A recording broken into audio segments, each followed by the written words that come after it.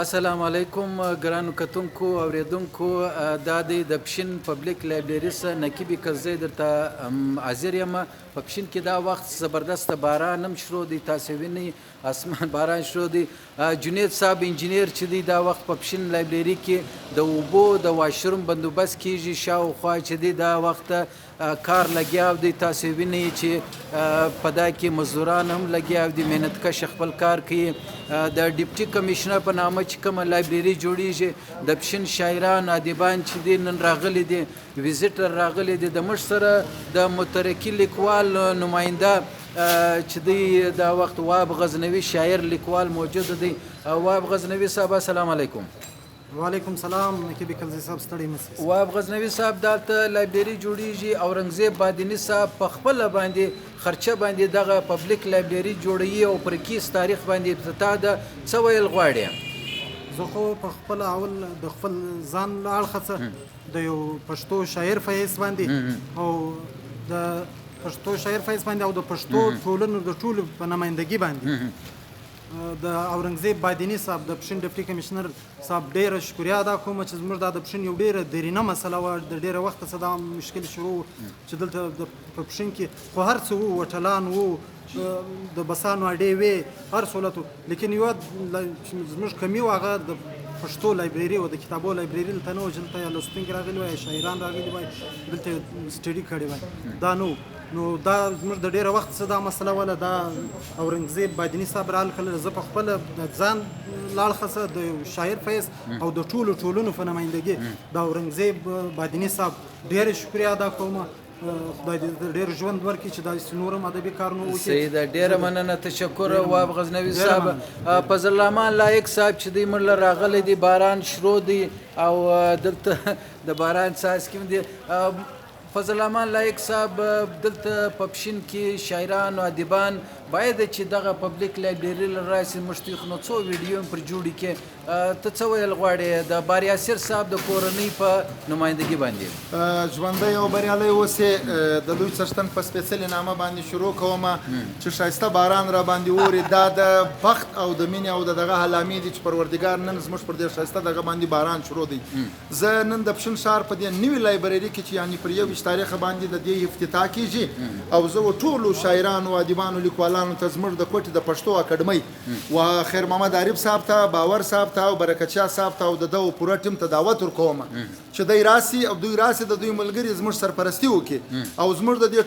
دې ځای د پښین ښار او د مختلفو علاقو ادیبانو شاعران هغه زما انشاءالله تعالی هغه شی چې دی هغه زما په غاړه دی. دغه ادیبانو شاعرانو لیکوالانو ته به زه دعوتنامې رسوم، دوی ته به پیغام رسوم، په مینه او په اخلاص باندې به یوه دغه لایبرري ته راولو او دغه افتتاح چې د هغه پر 21 تاریخ باندې زموږ د دې ادیبانو شاعرانو لیکوالانو د دې نوي یعنې لایبرري افتتاح کیږي. زه نن د دغه ویډیو نن د دغه پښین ټایم له توسبه څخه چې څوک زما اواز اوري چې کوم زما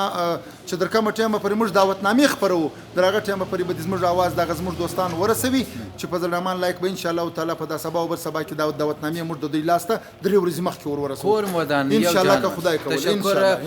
زموږ صحافي د خیبر ټي وي جناب سمد شبنم صاحب راغلی دی، شمد شبنم صاحب د کوټ څخه سپیشل راغلی او ته چې کله دا واورې فورن دلته تشریف راوړې. یو جهان مننه. دا د کتابو هم دلته ارزښت شته، دا د کتابو به څه پکوو؟ بالکل کلزی صاحب کتابونو خو نو راځي به څه کتابونه چې وي، خو خصوصا یوه خبره زه داسې وکړم کلزی صاحب چې موږ نن پښین ته کم جیل و دا خلک به پکې بند و، نن هغه د جیل په ځای کې موږ کتابونه ږدو. نو خصوصا کوم د کتاب سره مینه لرونکي کسان چې دي هغه باید په دې کار کې له موږ سره مرسته وکړي چې څه کتابونه چې وي هغه راوي او موږ د پښین کوم کتابتون چې دی د دې المارۍ چې دي په ښایسته او بیا خصوصا کوم ادبي تنظیمونه چې دي چې کتابونه چاپ کړي دي هغه باید دلته راوړي. د هر شورا ده، د هر شورا ده او کوم شاعر ضروري نه ده چې شاعر دی وي ساينس باندې دی کړی پر هر حواله چې کار کوي چې یو کتاب راوي په دې لایبرري کې کښېږدي نو ان شاء الله دا به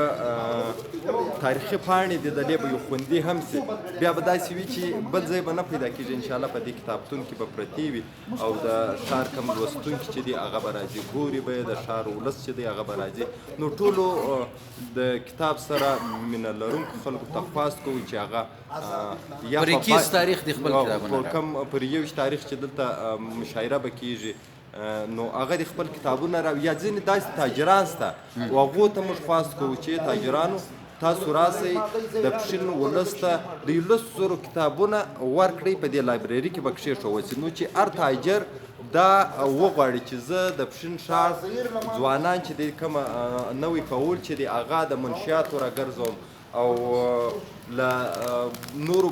بیکاره ځای د ناستې راګرځوم نو دې کتابتون ته یې راوړو دلته به په دا کتابتون کې کښېني هغه به دا کتابونه کور د ودان دغه د صمد شبنم صاحب باران خو ښه ټیټ روان دی لہذا موږ به منډې کو